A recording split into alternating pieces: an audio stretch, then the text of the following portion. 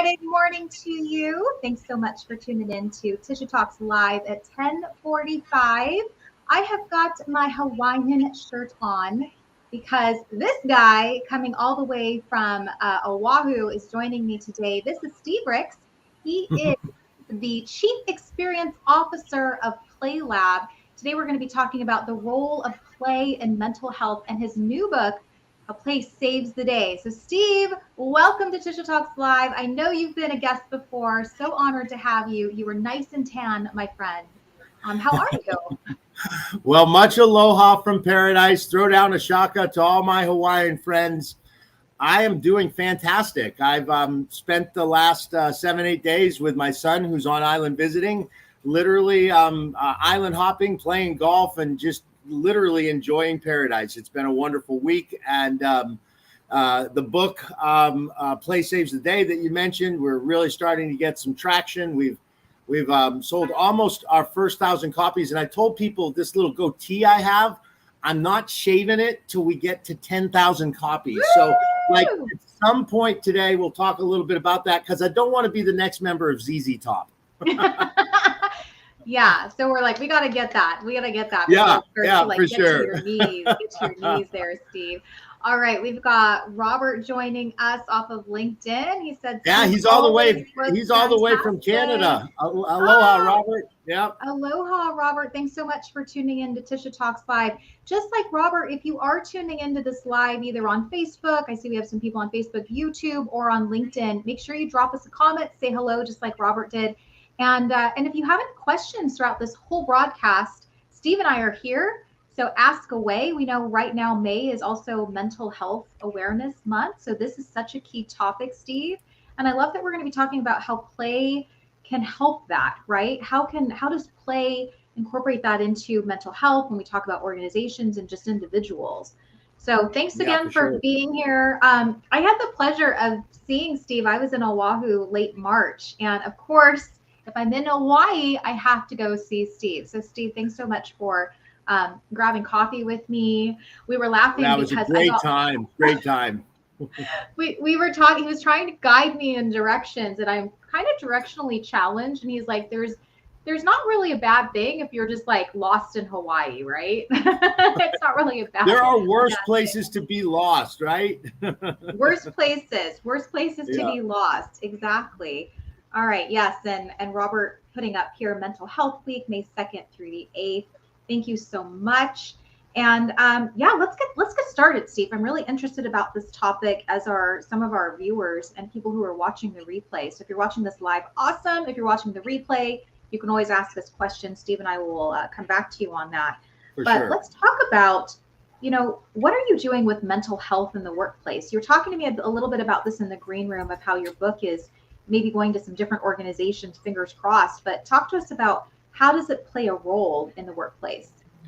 Well, to start with, I think to better understand that, I think it's really great to just talk about what is a mentally healthy person, right? Whenever we hear the phrase mental health, it has been held hostage by the idea that, if we're talking about mental health, it means you have an issue, right? And if we talk about it in the most extreme sense, it means you might have raging temperament issues. It might mean you have huge mood swings. You could have bipolar. You could have severe depression, eating disorders, all these things that somehow attach to mentality, right?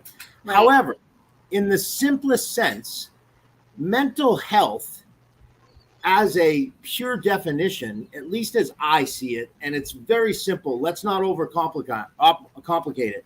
I am mentally healthy when one of two scenarios exists. A, I have absence of conflict. So I'm okay with myself, right? Now, others can bring conflict to me. What I do with that is a whole different issue. The second definition I use for mental health is that when I have conflict, I consciously am aware of tools to remove it. Right. So let's just start with that. Then recently, and I may have shared this with you, I think I did while you were here in Hawaii. Yeah. Mental Health America just released 2021 statistics for the workplace.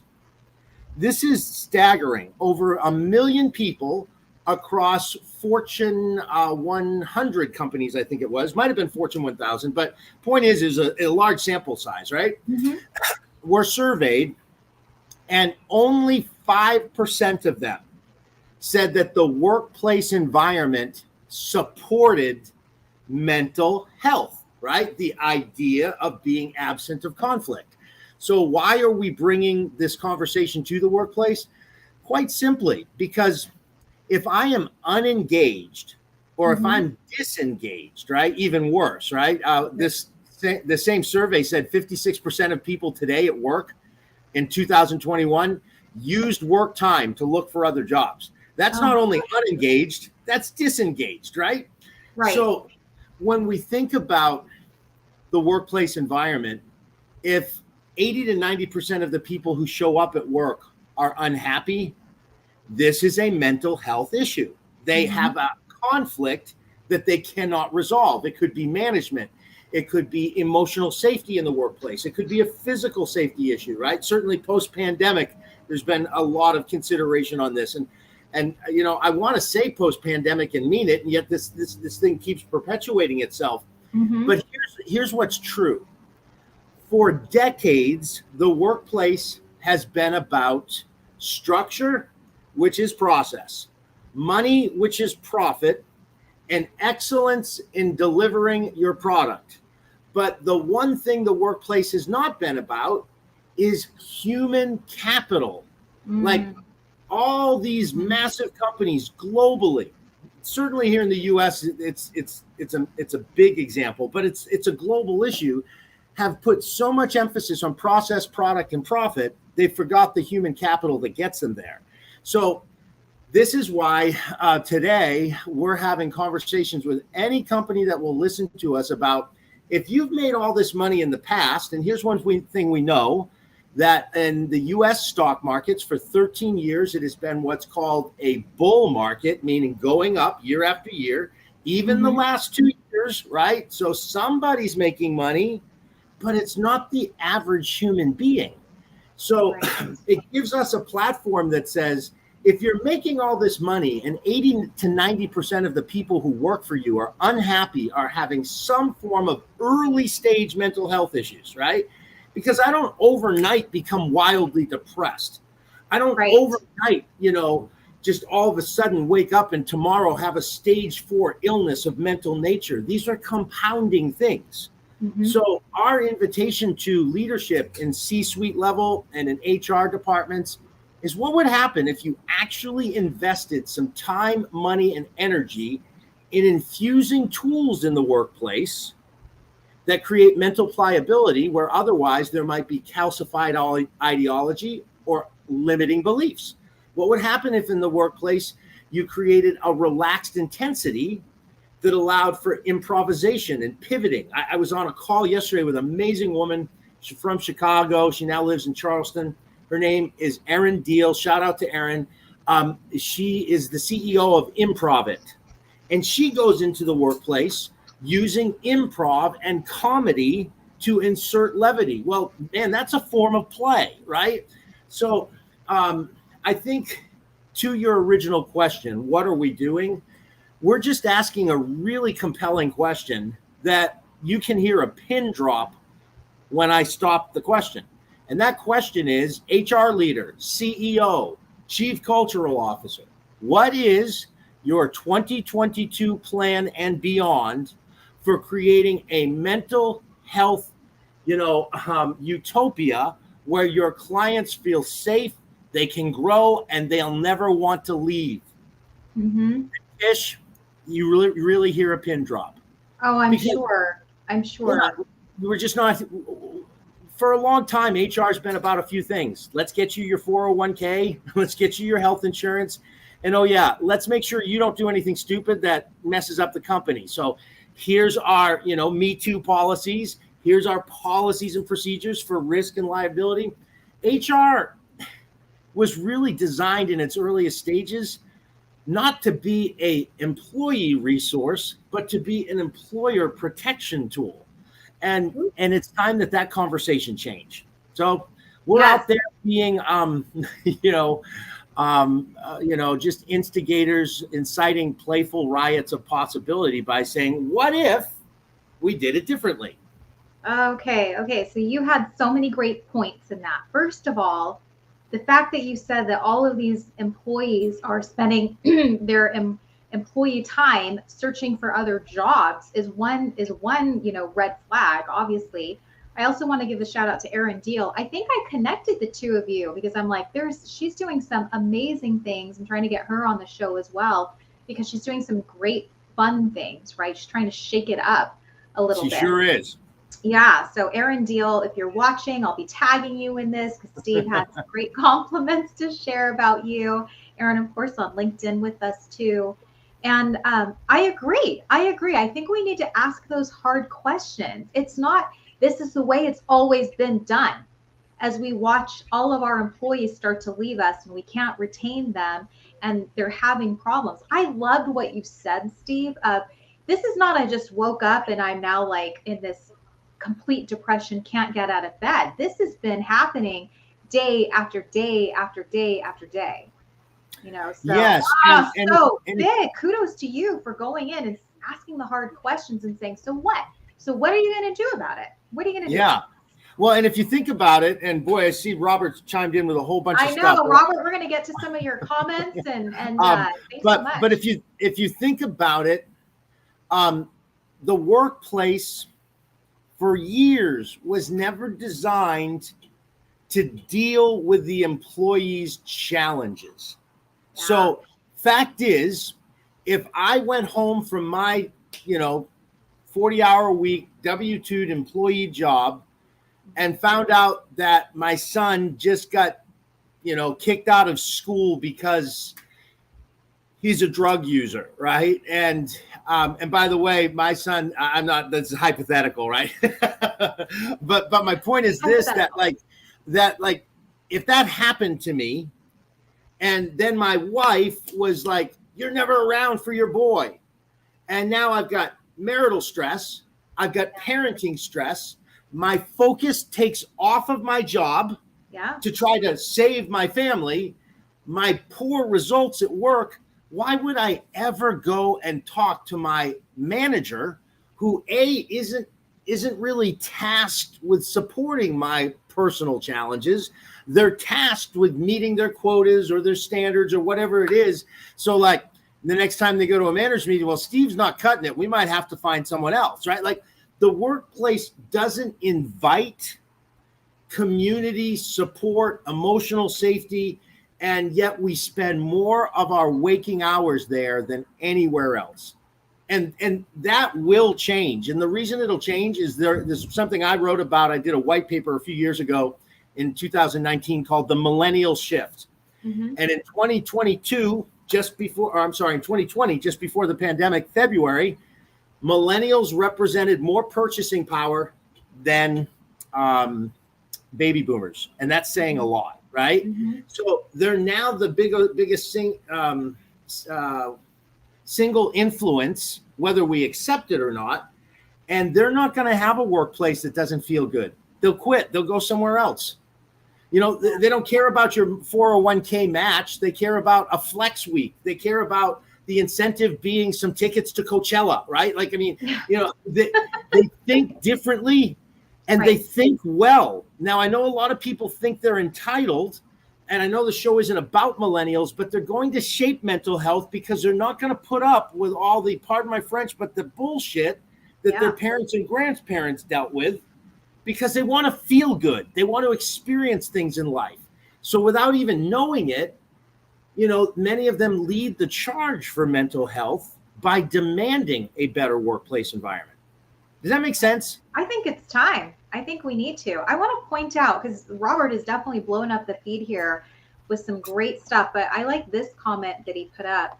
And Steve, you'll have to go back through too, but it says, it goes without saying that when you or I are not effectively managing and coping with our daily mental health challenges, this will have a detrimental effect to be our very best at work, home, office, hybrid. Thank you for that example too of if I'm dealing with this with my kiddo, now my marriage is a little bit suffering, my relationship with my kid is suffering, and then I'm supposed to put this happy, smiley, yay, everything is great in Steve world when I go to the office, and then my results aren't as good because I'm not physically there. My mind is somewhere else, and yet there's no place for me to go to talk to someone about the challenges that I'm having. In fact, I am being told, Steve, you're not cutting it. You're out.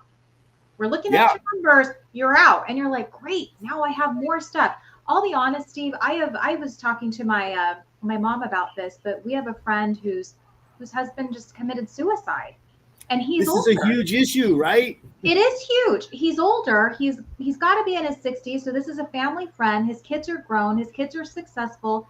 He was dealing with all sorts of financial problems that he didn't feel like he could go back to his family. He didn't feel like he could even have that open conversation.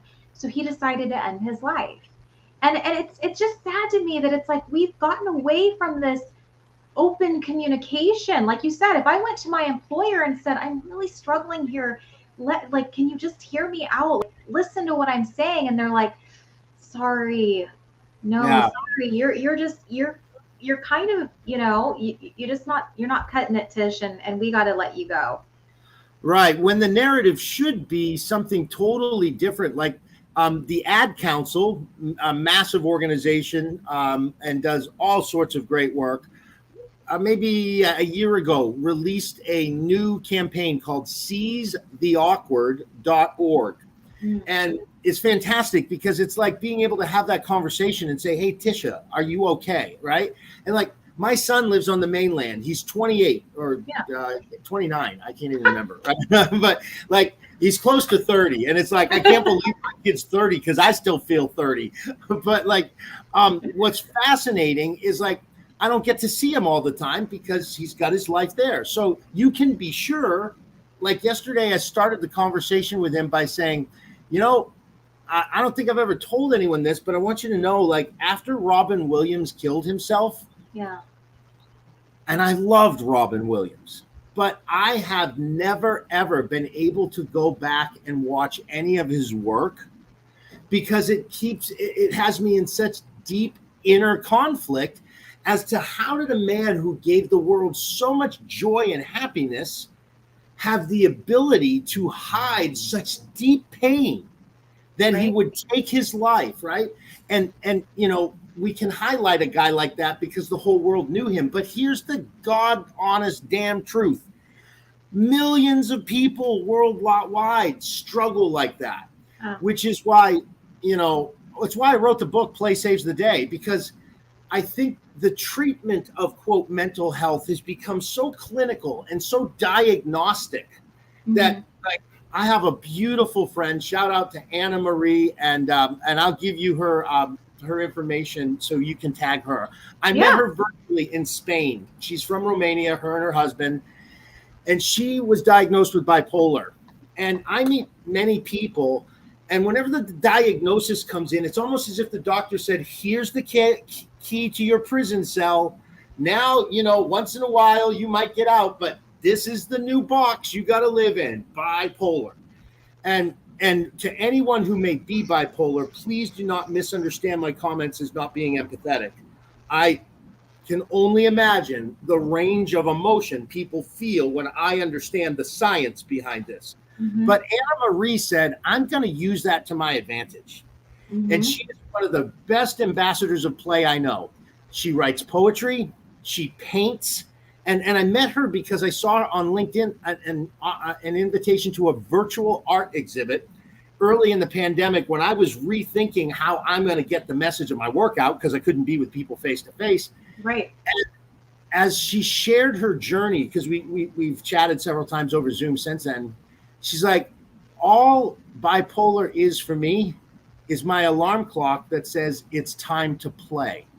Like play becomes her way of offsetting the challenge that becomes hers physically and mentally because of the characteristics of bipolar. So like there's always a way for a human being to remove conflict, but it's never happening in isolation.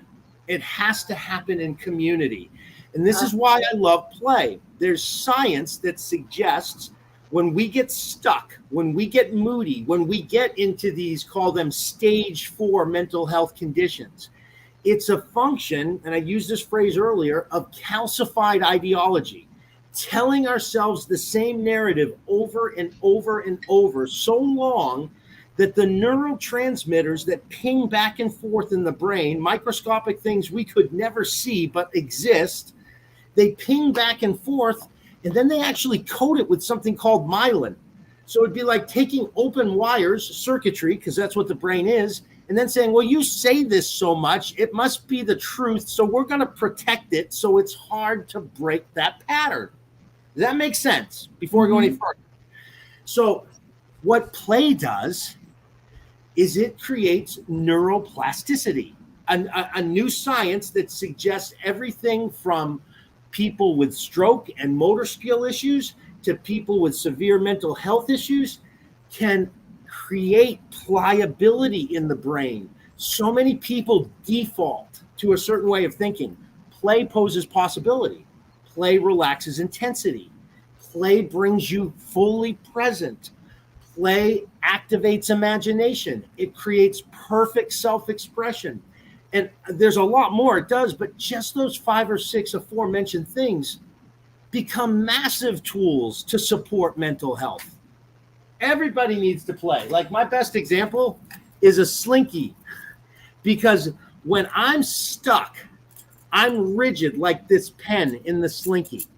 But when I'm playful, I've got lots of room to see the world differently. And Robert's probably laughing right now because every time I've ever been on a call with Robert, I pull out slinkies. But my point for you is that there's always a way. And yet play as its own narrative, we talked about the mental health narrative, right? Play as a narrative has been relegated to, it's what kids do to teach you how to grow up. Not so true. That's a lie. 2, it's what we get to do as a reward after we've worked hard all week or at the end of the year, vacation. Or 3, it's the world of the ultra elite that only a few chosen get to just play all the time. To which I say, Yeah. The narrative of play, it is the most central component of the human being that never had to be taught. Batteries were included at birth for play. I had to learn wisdom. I had to learn how to acquire knowledge. I had to learn discernment. I had to learn articulate speech. I had to learn restraint. But did you ever hear a parent say, where's the class on teaching my kids how to play? No. Right? Yeah. Sorry, I went off there, Tish, but hopefully. I'm just watching all the comments. I want to say hi to Barb, who's joining us off of Facebook. She had a great comment too about Robin Williams, and I wanted to bring that up if I can find it. There, she said, "Wow, I couldn't watch anything about Robin Williams for a long time. I met him and we spent the night partying with him. I knew he struggled with drugs back then, but I hoped he had handled his demons." But like you said, if you feel alone when trying to handle those demons, and you don't feel like you hit on such a key word, communication, community, like those are big things. And if you don't feel like you have that, listen, it's interesting, right? That Barb alluded to his regulation of drug usage. The drug usage was only a symptom, right? Like, I mean, and I say that like with all the respect in the world. I don't want to alienate listeners, but you know, things like MDMA are now decriminalized and used for post-traumatic stress disorder. One dose, it's the street drug called Molly, right? But one dose of MDMA over a year with 1,000 military participants, 979 of them reported 0 signs of PTSD for a year, versus let's give them Ambien and all these other things that take 90 days to even get in the system. Then you become system dependent to it, right? So why do I bring that up? Because I want to make sure that we understand altering our state is part of the game. Like play alters the state. It creates a sense of high, right? Like it creates a euphoria. It allows neurotransmission of things to come out. Listen, one of the most playful experiences and powerful discovery experiences of my life was when I journeyed with a shaman, and I was in an ayahuasca ceremony. And people say, oh, wow, that's crazy shit. And I say, you know, we often knock what we don't understand. I did that 2013, so 9 years ago. It has reshaped my thinking. I read a book called Stealing Fire, and it talked about all these amazing ways to change the human experience. Mm-hmm. And I microdosed for 40 days on psilocybin, otherwise known as mushrooms. I was like, holy smokes. I never felt high. Yeah. But I felt this enormous connection of creativity. So like part of the space that is play in the role of mental wellness is getting rid of strident pale, getting rid of rigid rules, and being willing to stop thinking about how we perform in life and begin to see everything as an experiment. Because experiments create experiences, experience create feedback, and if the feedback you get is not what you're looking for, then you don't beat yourself up. You just say, wow, that didn't work. Try something else. Mm-hmm. So like play is an experiment. I mean, heck, that's our company's website, Experiment with Play. Experiment with Play. Well, and you might remember this, Steve, because I was telling you about this. I think you even saw those posts. But over the summer, my sister and I, she was in town, and Ellie wanted to really go to a trampoline park. Do you remember I shared those pictures? I do. Yeah. And I was like, I've got to get this done. But I don't want to be that mom that has the regret. You know, my daughter's on summer break. My sister's in town. And I said, you know what? I got 90 minutes. Let's go do this. And I just remember having the best time doing flip. I didn't do flips. I attempted a flip. I did not do a flip. But just, jumping up and down. My hair's like, all this crazy. And I'm having such a fun time with my daughter, my sister. I think I even got a tattoo that day. Nice. This tattoo, on my arm with my kids' names on it. And I came back because I did have a live stream later that day. I remember it was a Wednesday.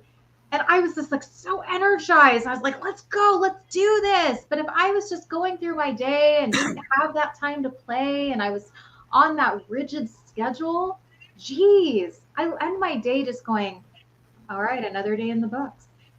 It was one of the things I like to tell people, and I always use the expression because when I was growing up, it would be like, I double dog dare you, right? Like when you challenge someone. You've been saying that, yeah. Yeah, so like I double dog dare anyone who listens to this to give me a case study or an example that you think play can't save the day. And I've been practicing and experimenting with play for 10 years now. And if we'll talk about this momentarily, how people can get a copy of the book, but like in the preface of the book, I talk about how two little kids came up to this guy 10 years ago who was sulking on a beach, not far from where I'm at now, saying, my life is miserable. I've now been divorced twice. I've now had lots of money twice and lost it all. And the only common denominator is me. I lack direction. I was bordering depression. And two kids came up to me and said, hey, mister, do you want to play? Mm-hmm. And all I remember, Tish, is, and I wouldn't know them to see them if I ever saw them again. They'd be 10 years older. They're probably teenagers today, right? Yeah. Right. But like they were 4, 5, 6 years old, and their parents were waving a little down the beach. No, it's okay. And inside I thought, how do I say no to the pure, irresistible energy of that invitation? And in a moment, I was so taken by, I've done Tony Robbins and Bob Proctor and like I've been to a lot of these things on how to change the self. Mm-hmm. And it was in that moment where I thought, why does transformation have to be hard when in 2 minutes, two little children got me to say yes to something that otherwise I clearly would have been saying no to. And 15 minutes later, after dashing and dancing with the waves and building a not so good sandcastle, as they walked away, I thought, my entire energy has changed. Like play is the underdog that, like, I'm just going to use one of my favorite sports analogies because I'm from New England. When Tom Brady and the Patriots were down 28-3 in Super Bowl 51 to Atlanta, everybody thought they would lose except Tom Brady and his teammates. Why? Because all of life is a game. And when life is a game, you play with possibility. You never tap out. Oh, I like that. Play with Ever. Possibility. Well, yeah. and you've touched on so many when you play. Yeah, well, you touched on so many great things too about experimenting, and I know Robert's talking about this too. But experimenting, which leads to these experiences. So you're not just like, this is it, it's all or nothing. And then if you don't get there, you're down on yourself and you curl up and you don't want to talk about it. Like, we have to start doing this. All right, I want to bring up this comment that he put up. Robert, you have so many great comments, my friend. I want to share this one. Increasing a workplace in which people are truly connected through the power of play. Increasing your play footprint is really nothing more than sharing your playfulness. Infuse your workplace with invaluable fun and laughter, and take action to change your world of work, one play footprint at a time. Oh, that's beautifully said. Thank you so much, Robert, for sharing that too. I agree. Tish, on one of our past shows, I think it was on your Friday convos that you used to do. Yeah. One of your listeners challenged me and said, so what you're saying is at work, I should schedule time for recess and give up productivity time. And I remember thinking, no. And Robert's comment reminds me of that. Yeah. We're not taught, although play is a modality, right? Like breath work is a modality. Meditation is a modality. Yoga is a modality. Sex is a modality. Like, all of these things can heighten awareness, make you feel better, and release the great neurotransmitters that are in your body to feel good, right? Mm-hmm. But play is more than a modality. It is the default mentality of the human being. Mm-hmm. When I was born curious and an insatiable appetite to laugh, eat, and sleep. And the structure of society has made us sleep less, work more, cry more, and only hope to God we get to something called retirement, which is bullshit anyway. It's only 100-year-old idea. It was created to commercialize the investment industry, to take advantage of people, right? Like, and I'm not opposed to retirement, but I think it was the Dalai Lama who said we spend our whole life working so that we can one day rest, but then we get sick and I'm paraphrasing, but then all the money we made goes to getting well so that when I'm finally well, I'm broke. Instead of just living fully. It's a vicious cycle.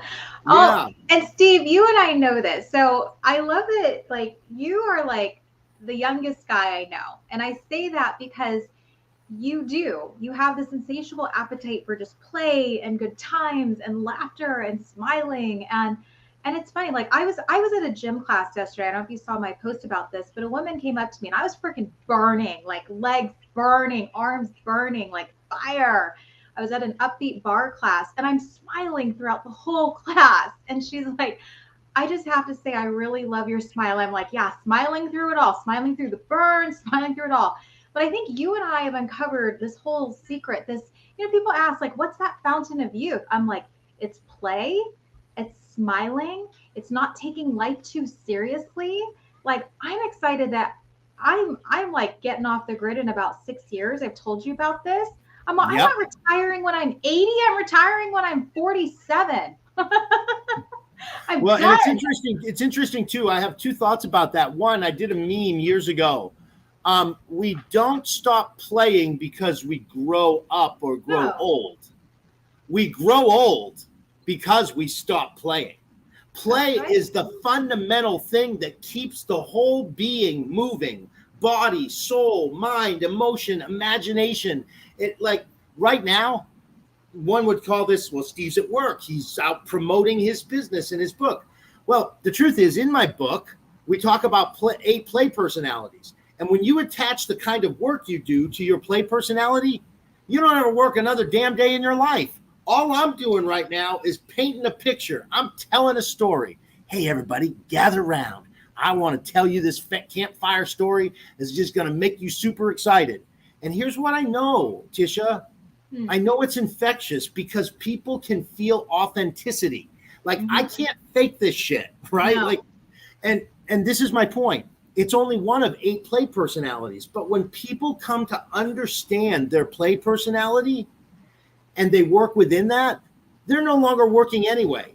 Like, I love your plan to be in Costa Rica, and I'm going to come visit you and your husband in your community self-sustainable retreat for sure. And yet I'll give you the flip side of that coin. Like, I have a vision someday to sail around the world. Whether I achieve it or not, I'm not going to do that when I, quote, retire. Man, I'm just going to make that part of my work, like telling everybody how cool my life has been because I've created a way to play and get paid to do it. Like you don't work. You love what you do. I know. Well, I met you in the House of Genius a few years ago. I know. I will never forget, like that woman is a touch of badass with a whole bunch of authenticity, just like right. But like, my point is you showed up ready to play. And for those of you who don't know what the House of Genius is, it's kind of like this, not a secret society, but you got to be invited into it, and you give feedback to new businesses. And I've never heard of it. I was thrilled to have been invited. But like, my point was, you showed up ready to play, to give feedback, to connect. And we've built a great friendship because of that, right? So, yeah play is, I'll die on the sword of play. Like, and I'm not like bagging on other things. They're useful, but play's just never been part of the conversation about human development and meaningful transformation. And yet all the things necessary to create transformation exist within the essence of play. Page 28 in my book talks about that. I love this. Robert, thank you, Robert, for the compliment. Tisha is a play personality champion. Honestly, you nailed this so well, Steve, because it's true. Like, you grow old because you stop playing. You stop doing the things that bring you joy. You get into this rut, you get into this grind, and it's just like day after day, hoping for that retirement to come. I mean, I know people that they never retired. Like, when they finally retired, you're right, they got hit with sickness. They had to go back to work because they couldn't afford all the bills. They never had that time to enjoy life. I'm gonna give a Notre Dame kind of prediction. I can see the future. In 30 to 40 years, recliner sales will plummet to zero, because there's no way millennials are going to want to recline with a remote control and spend their days like they're going to be climbing Mount Everest at 80, breaking records, and going to Machu Picchu and doing ayahuasca at 60 years old. Like, I mean, like, the world is different. Like, all you got to do is go to Coachella today, right? My son was there last week.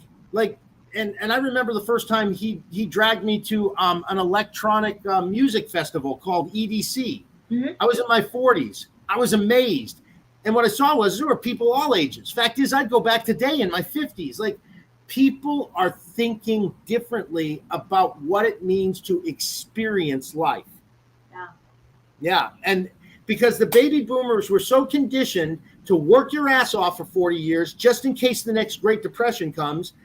And like, I look at people that are just 10 years older than me, and I say, there's not a snowball chance in hell that I'm going to feel that way in 10 years. And I'm going to look that way in 10 years. Me too. Like, I'm thinking at least 120, at least. Like, people say, why? Why would you want to live that long? Well, because when you find ultimate joy, when you truly feel deep sense of absence of conflict, you have space and possibility to say, why not? And my book talks about it. Pardon my French, but I was a glorious fuck up for the first 45 years of my life. Experiment after experiment after experiment that didn't work. Well, I'm finally at a place where I love me and my life. Hell yeah, I want to live another 70 years. Why not? Hell yeah. Well, Yeah. Steve, we're kind of winding down. I love this from Barb. I'm going to put this up here. She said, I got so excited when I got Pandora to play music through my hearing aids. I got up and danced around the house. You know what, Barb? I'm going to say this. I actually love chores. You want to know why I love chores and I get to do chores? Because I've got my earbuds in and I'm jamming away and I'm having a dance party at the same time. So I don't really care. Give me the damn dishes and I'll do them. It's fine. No problem here. I'm not complaining. I'm saying, fine. It's a little bit of me time and I get to add a little bit of more fun. Yeah. Robert saying, ban the recliner. Laugh out loud. Yeah, I don't know. We're never recliners. So no, I'm with you. Like, I don't want to be stuck on the recliner with the remote control. Like, that's not what life is like. And I know so many people that's what they live for. They get out of work and they're like, I just want to lay down on the couch and watch TV. And I'm like, so many other better things you could be doing with your life right now. There's no doubt. Yep. No doubt. All right, Steve, I want you to give us some shameless plug. You talked about your book, Play Saves the Day. I'm going to go ahead and put a website up here that you shared with me. But talk a little bit about the book. How can people find it? How can people get in contact with you? Like, let's start to wind down and tell us. For sure. Well, to start with, thank you. Play Saves the Day is the direct access link where people can download the electronic version of their book, put it in their Kindle. Very soon it will be in Amazon, probably within 30, 45 days with a print on demand feature, as well as an Audible feature. I'm actually going to read the book and include some anecdotes and things other than what's in the book. But the book really is my journey the last 10 years and how my life, which was just failure after failure, some of which I still have to clean up the mess of those decisions for the first 40 years, right? That's just a fact of living. Yeah. But I approach it with so much more joy today. And when I told people 10 years ago that, I was going to prove that play can save the day, they thought I was crazy. And now, and I can't name them because we're not under contract yet, but 3 of the largest Fortune 100 companies in the world are having discussions with us about distributing the book to their organizations as a first phase. And so people can go to playsavestheday.com. They can download a copy there. They can use the promotion code TM, as in Tisha Marie, 30. And it's capital T, capital M, the number 30, to get 30% off the book. $1 of every book goes directly to seizetheawkward.org, that charity I mentioned earlier, to help support that.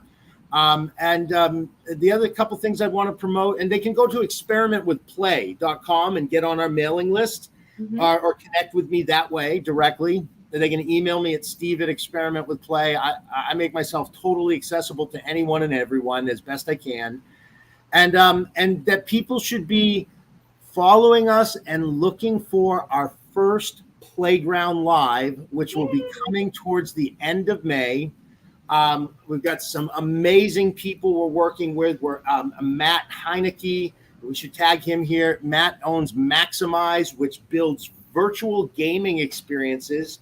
And right now we're designing some stuff to help people find their play personality, to assess how playful they are, and ultimately then to put these tools right into the workplace to help HR create conversations about the usefulness of play in the workplace. So yeah, that'd be my plug. And I mentioned in the front end, people may have missed this, I'm growing out this goatee till I sell 10,000 copies.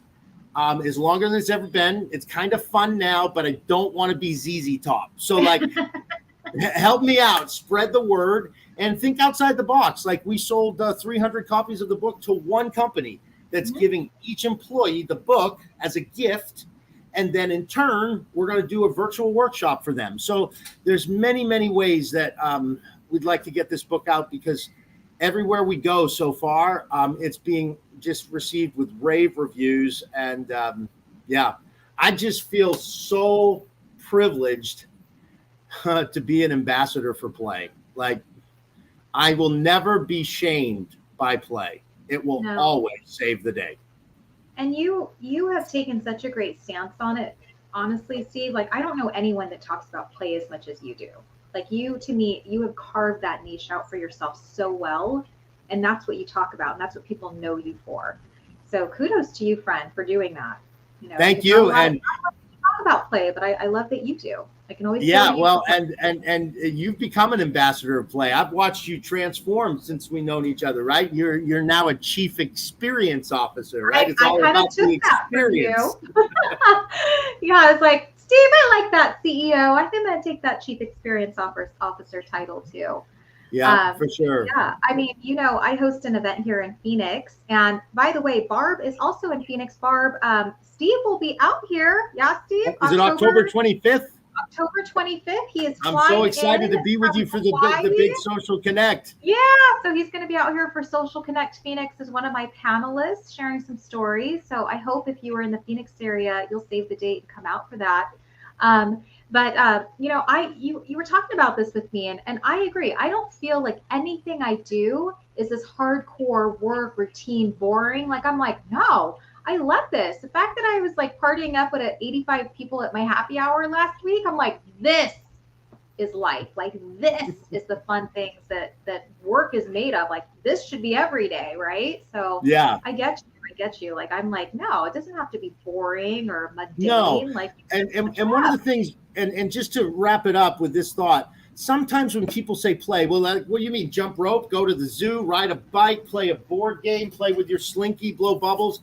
No, play is anything that relaxes the intensity of the mind, that brings you fully present, that makes you emotionally safe, that connects you with others and wakes up the imagination. The 5 tenets of play. Yeah. That could be cooking, that could be sewing, hiking, dancing. I mean, anything, right? Like play there is no universally stringent definition. It's different for all of us, which is why people need to experiment with it and find their sweet spot. There you go. Mine will always be dance party, just like our friend Barb here. I'm like, put on the music and let's throw a dance party anytime of the day. I love that. Well, thank you so much, Steve, for being on with me on Tisha Talks Live, and thank you to all of our guests joining us on Facebook and YouTube and on LinkedIn. Robert, always a pleasure. You blew up our feed, so I'm going to have to go back and check all those comments. I just want to wish everybody a happy Mother's Day. Got my One Awesome Mom cup going on here. But happy Mother's Day weekend on Sunday to all of you lovely ladies out there. And thanks so much, Steve. It was such a pleasure seeing you in Hawaii, in your hometown, and obviously being friends with you over the last several years and having you on the show. And yeah, if you want to connect with Steve, you can find him on LinkedIn or Experiment with Play. Definitely reach out. He is amazing. Thank you, Tisha. Thank you. Yeah. All right. Well, we hope you guys have a great weekend, and we'll see you back next week for another Tisha Talks Live. Thanks so much, everyone. See ya.